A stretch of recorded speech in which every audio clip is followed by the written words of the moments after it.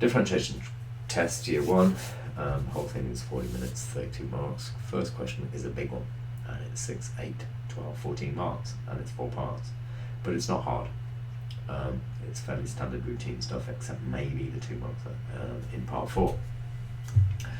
Find the coordinates of the stationary points. So divide by the x, make it equal 0, solve it, put the x's back in the original and find the y's. State the values for x, for which this is decreasing. Well, once we've differentiated it, decreasing is when the differentiated curve is less than 0. Or we can sketch the cubic and find out between max and min that it's decreasing, because the cubic will look something like that. So between the max and the min, it's decreasing because it's a positive cubic.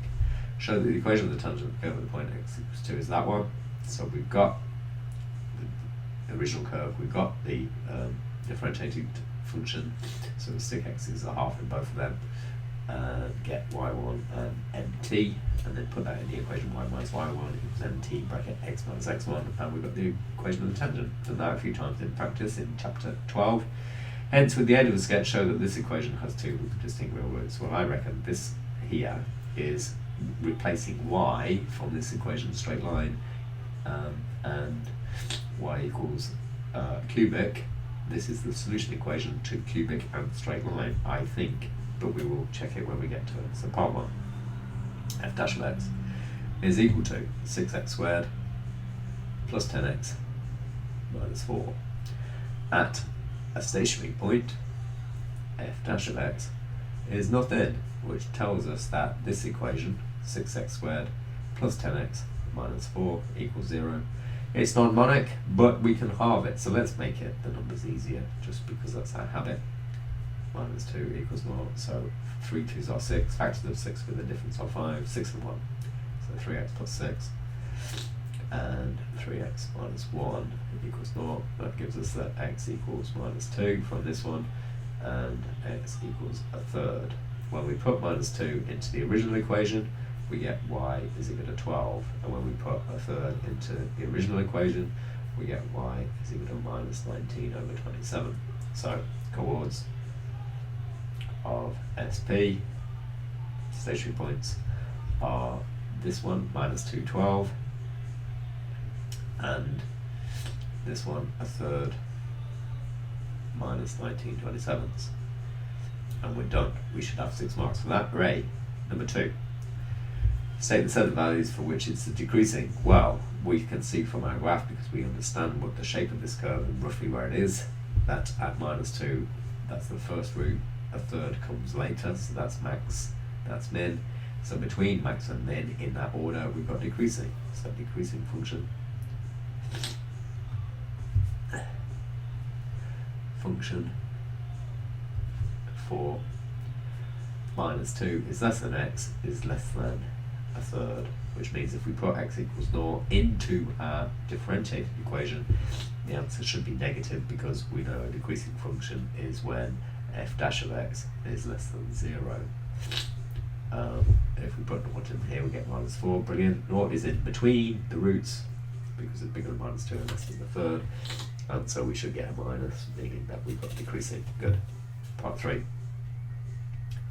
Part 3 say, show the equation of the tangent. So at x equals a half, so we need f of a half is going to be our y1, and that's equal to put a half in here, and we get y1 equals minus a half. F dash a half gives us gradient of tangent at x equals a half, and we want tangent, so this is the correct one. And when we put a half into the differentiated function, this one, then we get the gradient of tangent is 5 halves. And so y minus y1 becomes y plus a half is equal to 5 halves, bracket x minus half, which is our x1. Right.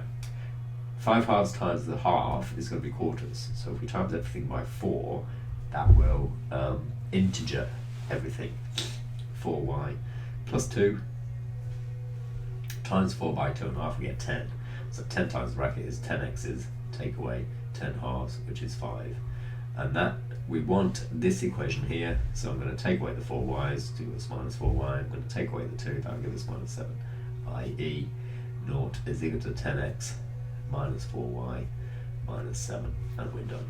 So we can write as required if you want there, just to say we finished, look, we got what we wanted. That's instead of saying therefore. Rearranging this, I could make y the subject by, i.e. y is equal to, take away the 2 is minus 7, divided by the 4 is 10x by 4, or 5x by 2. Take away 7, divided by the 4 as well. So we can see that that is the same as this one.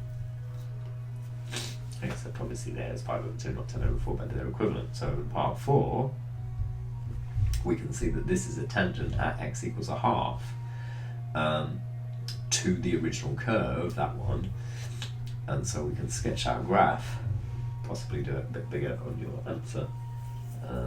You have the whole of the back of this page, or ask for extra paper. We know that this equation, the original function, has a factor which is x, so it must go through origin. We know it goes up to max at minus 212, and it goes down to min at a third comma minus 19 over 27.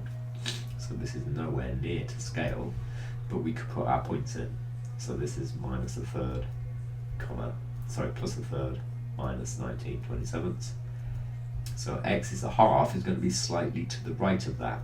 And we can see that if we draw the tangent there at a half, comma, minus a half, which was the stationary point, sorry, not the stationary point, that was the y value for x equals a half. So at that point we've got a tangent, and it must be down here as well. So there's one root, and this must be second root.